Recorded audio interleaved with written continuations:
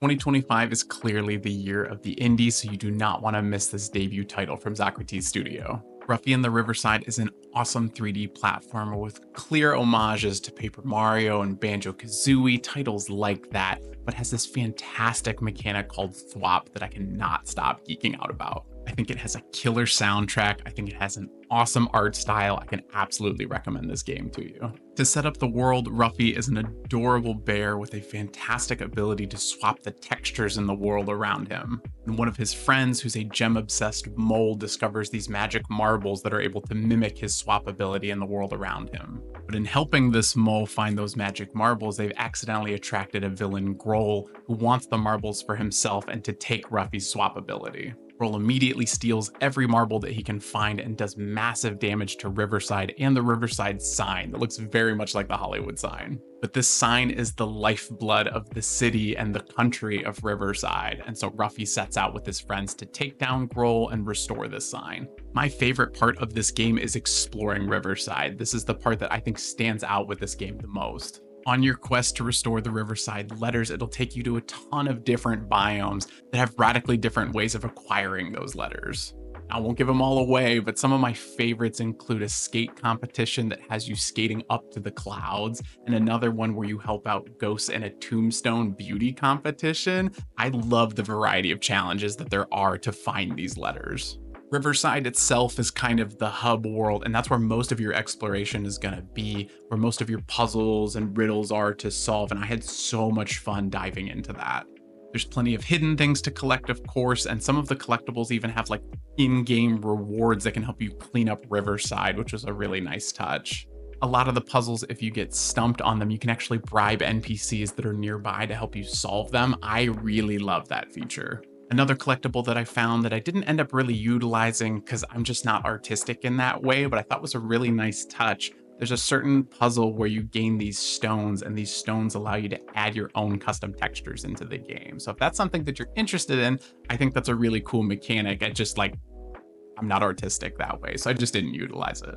But most of the challenges while you're exploring Riverside will involve heavily you mastering the swap mechanic. I love swap.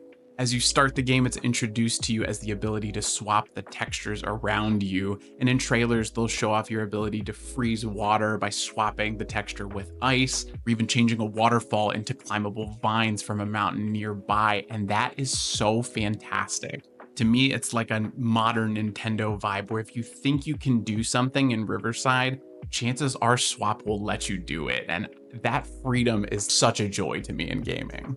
But over the course of the game, Swap evolves, and you realize that Swap is not just changing these textures. There's also colors that matter with the puzzles. There's shapes that matter with the puzzles. You'll find that there's directions that you can change for things.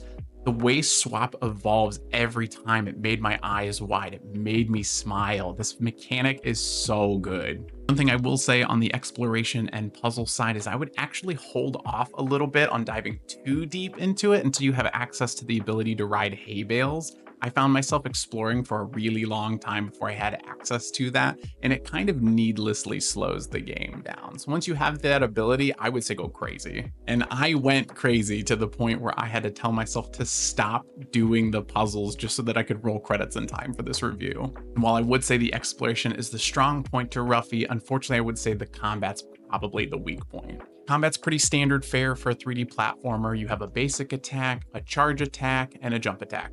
While most of the characters in Riverside have this beautiful hand-drawn art style, and they wind up being 2D in a 3D world, which always reminds me of Paper Mario, which I love, the enemies have this very bizarre, like 3D polygon style to them that I really didn't care for, and there really was never a challenge with the enemies. It initially made it seem like you might need to use a jump attack for certain enemies and not for others.